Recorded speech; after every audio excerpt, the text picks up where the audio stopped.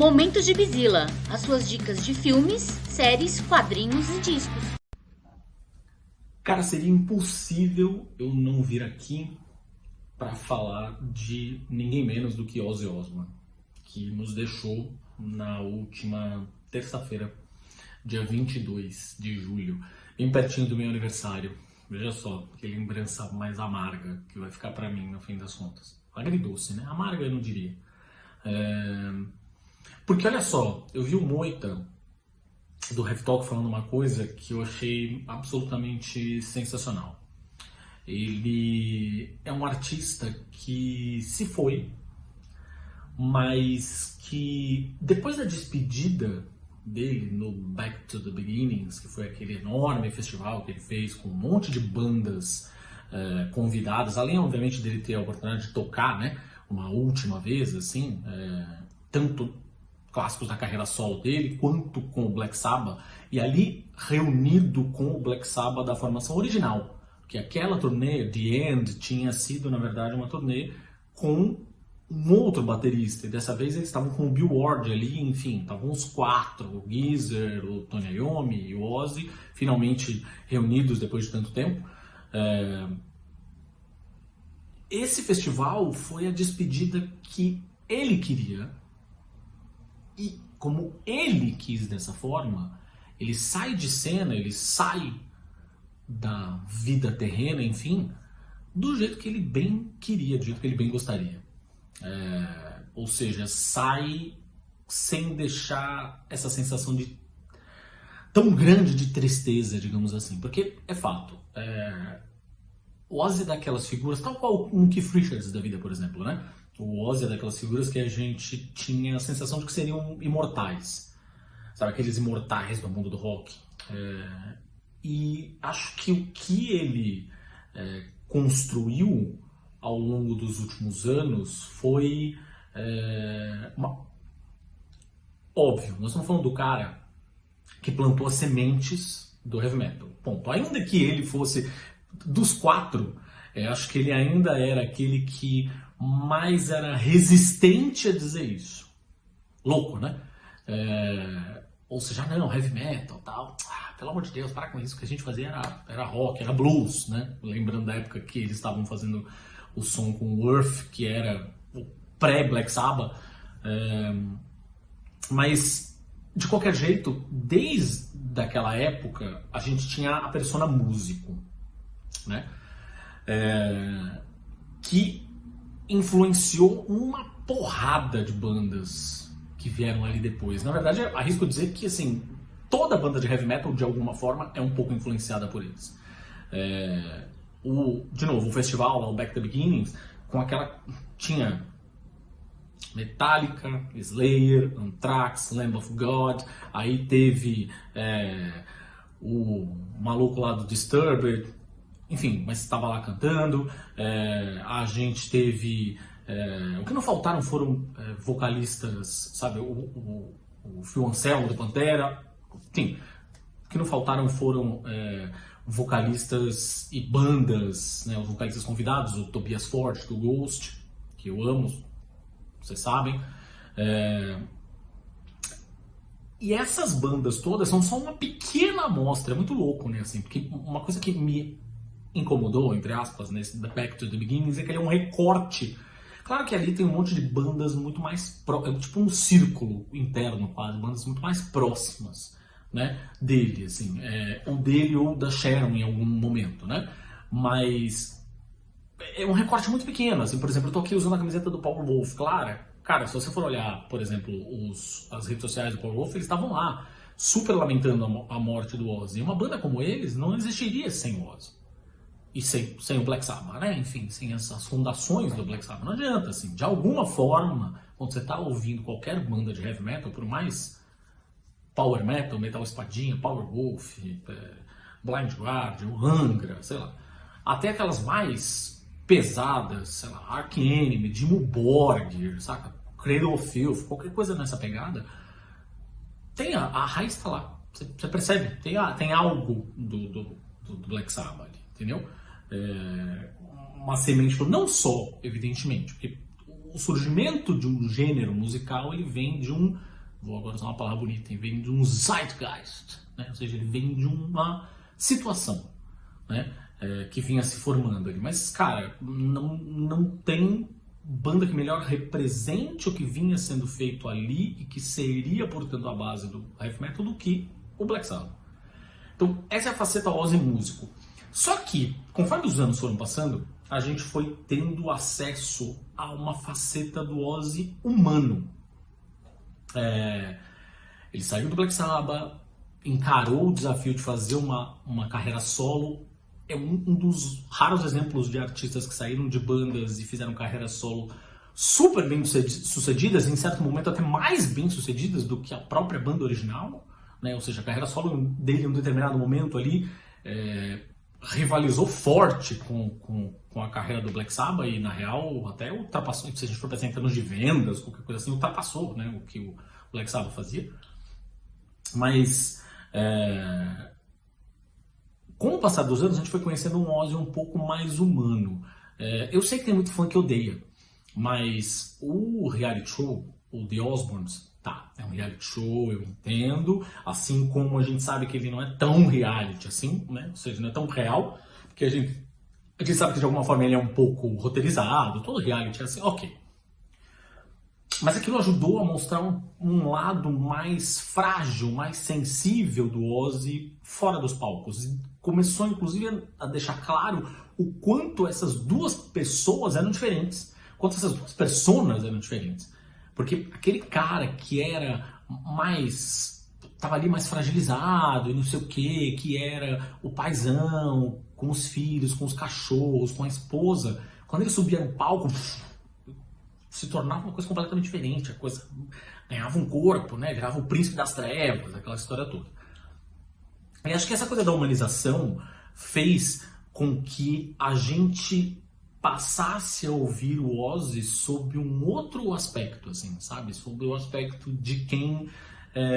a biografia dele, a gente tem aqui em casa, mas vocês sabem, a gente ainda tá meio na bagunça aqui, arrumando os livros. Para eu encontrar aqui, eu ia precisar mergulhar em um monte de livros.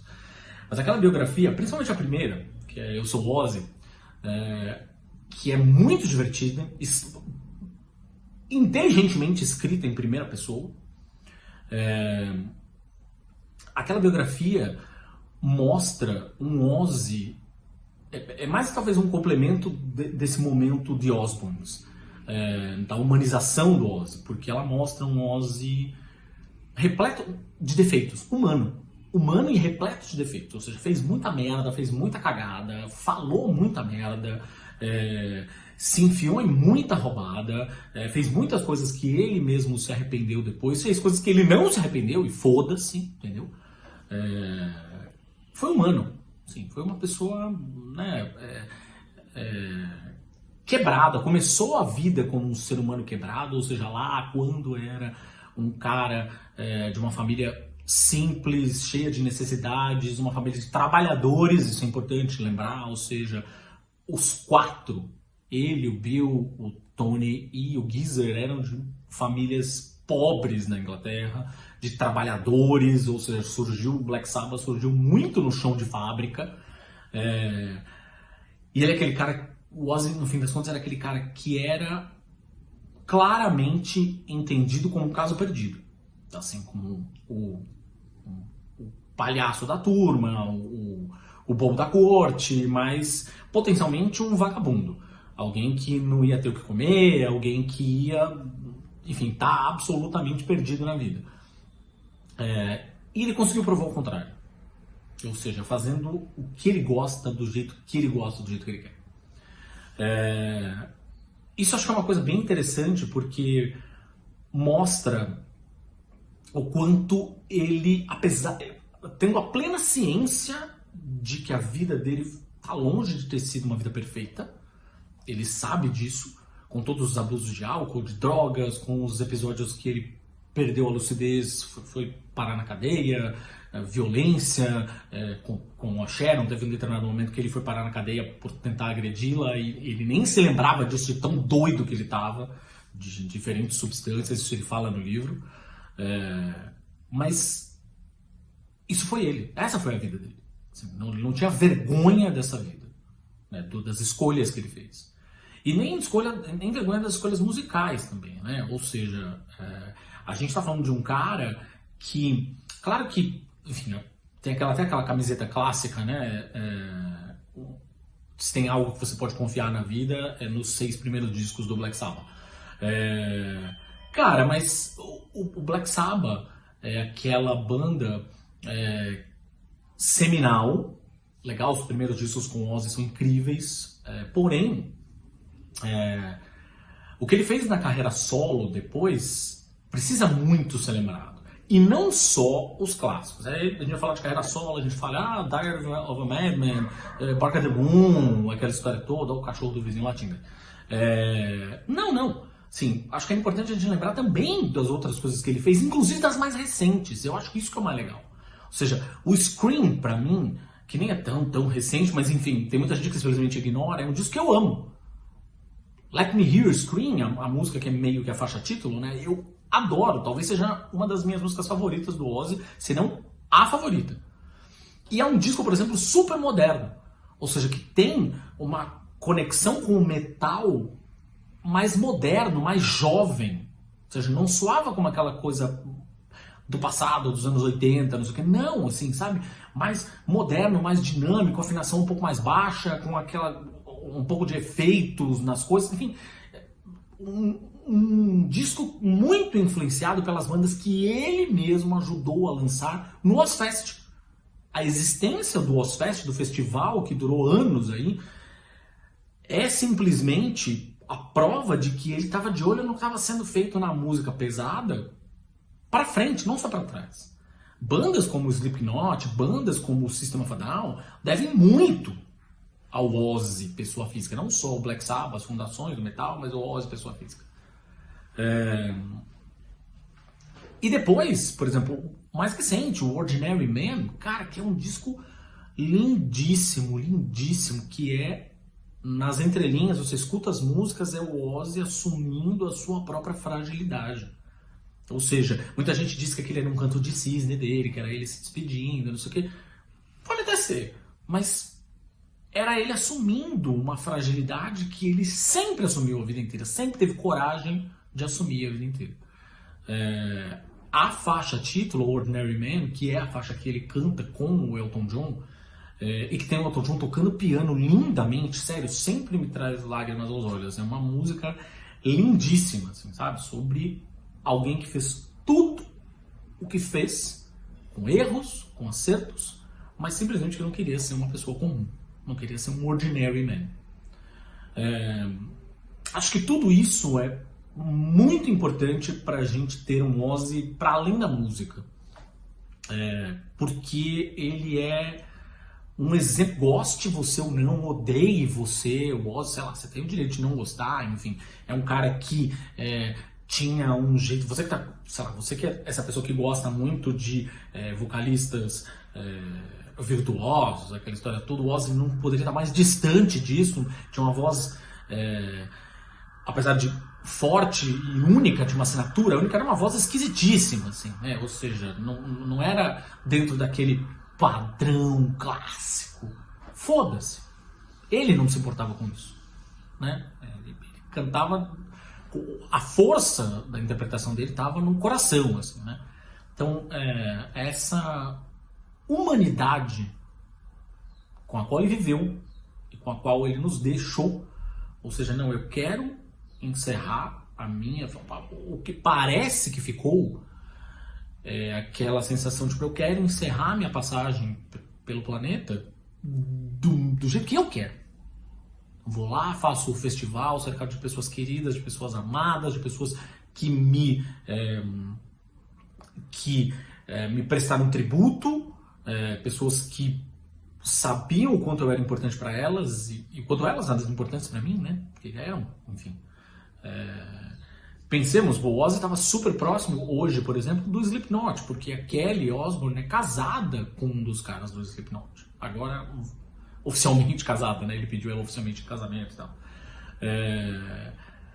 Então, uma banda super moderna, recente, enfim, que ganhou status, ganhou fama, ganhou, mas ainda assim o Ozzy estava lá perto, inclusive pelos bastidores, ou seja, o lado humano, o Ozzy vovô, ou seja, o filhinho da Kelly, no fim das contas, ali cercado dos músicos do Slipknot, nosso Eloy Casagrande incluído, mas também pelo vovô Ozzy, né? Ou seja, o Ozzy como vovô. Então assim, esse lado humano do músico, a importância dele enquanto músico, inegável. Mas eu acho que uma lição que ele deixa para nós é essa questão do lado mais humano. Acho isso simplesmente sensacional. E por isso, por essa humanização, de novo, numa época de julgamentos apressados, eu sou contra a expressão cultura do cancelamento, já expliquei algumas vezes, né? Mas a gente vive uma época de julgamentos super apressados, de colocar as pessoas na fogueira das vaidades no tribunal da internet. A gente tem alguém que não tem vergonha de tudo que fez. Por mais que tenham sido equívocos. Equívocos na carreira, por que não? E equívocos na vida.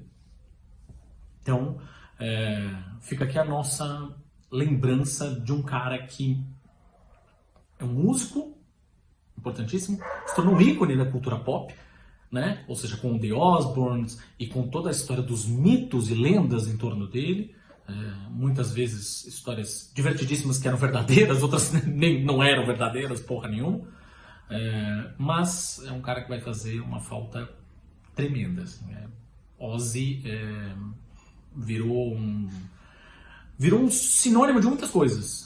Né? Virou sinônimo para alguns de um músico muito doidão, para alguns sinônimo de um músico eterno, né? Ou seja, aquele cara que, como eu falei, tal qual o Keith Richards, você simplesmente não imagina que, por mais que você tenha visto que o cara tá com a saúde fragilizada, tem a coisa que ele nunca recuperou a coluna depois daquela queda do quadriciclo, o Parkinson, que foi recentemente, nos últimos anos, anunciado e tal. Ainda assim, a gente tem a sensação de que era um cara invencível, estava aí lutando contra a morte. Talvez estivesse, né? Talvez estivesse. Ele mesmo em todas as entrevistas falava que o tanto que ele gostava de estar vivo, quanto ele gostava de viver, por mais que ele cagasse às vezes nas coisas que ele... Na vida dele, ainda assim, ele gostava muito de estar vivo. Então, esse vai fazer uma falta do caralho. Ozzy Osbourne. Rest in power, descanse em poder, que a lembrança vai ficar aqui para sempre.